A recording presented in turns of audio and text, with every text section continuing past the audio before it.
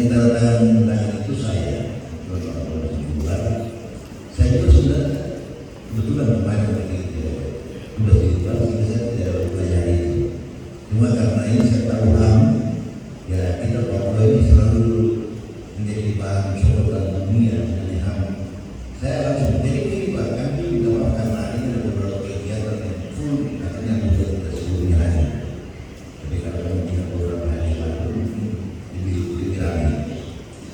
Jadi kalau dibicarakan masalah HAM yang terbuka seperti di daerah Pegunungan dan daerah lain, mungkin di seluruh tanah Papua yang paling aman adalah Papua Selatan. Benar Papua Selatan.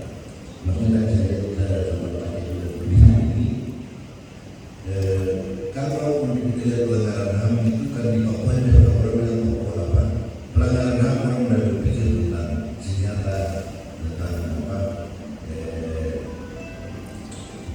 Terus keamanan dan tadi itu dijelaskan sudah sangat paham kita bahwa sebenarnya kalau berbicara dengan pelanggaran HAM di Papua ini mungkin kalau dilihat yang terselubung ada, yaitu pertama masalah pendidikan.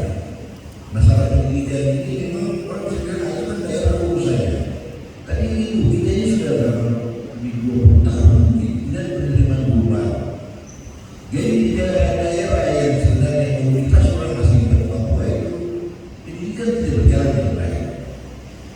Ada sekolah yang ditutup, padahal ini semakin maju daerah ini. Jadi masalah pendidikan ini saya pikir melanggar hak asasi manusia, terutama anak sekolah itu tidak bisa diurus. Jadi memang ini rangkaiannya panjang. Karena kesempatan orang jadi guru di Papua ini susah. Banyak tamatan sekolah guru kita sekolah, tapi tidak ada banyak guru. Padahal setiap tahun ada guru meninggal, ada guru pensiun dan itu tidak pernah terjadi. Menurut saya ini perkara hak asasi manusia. Yang kedua juga masalah kesehatan.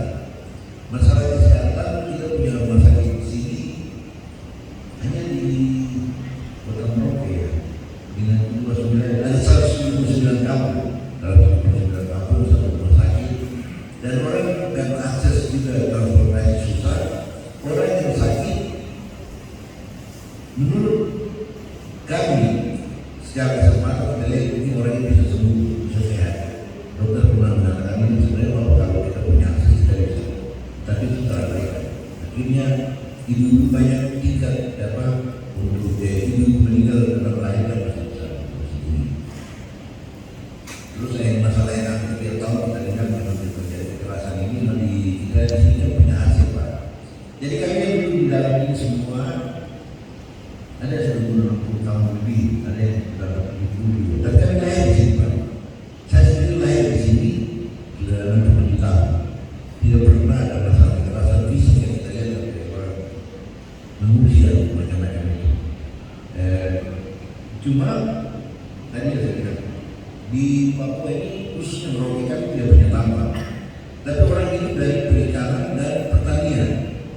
Dan pertanian ini kalau kita lulus oleh saudara-saudara kita dari kaum Nusantara dari luar, sementara perikanan ini sebenarnya hak itu khusus orang asing Papua.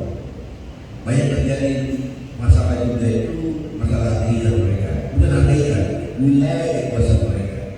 Tempat menjadi itu sudah dikuasai oleh saudara-saudara kita dari luar. Sehingga banyak kali orang kampung itu dia memiliki tanah-tanah karena masyarakat sini karena dia punya hak layak. Akhirnya sekarang masuk banyak dari penjari modern atau modern, akhirnya orang asing tersisi. Tapi kalau terjadi clash, biasanya yang selalu mendapat perlindungan ini saudara-saudara kita dari luar. Seperti tadi mengenai laporan perjalanan ini Pak Ketua sudah sampaikan, dan saya pikir itu ada bahagia daripada kita. Tadi saya bilang bahwa kita hidup dari pertanian dan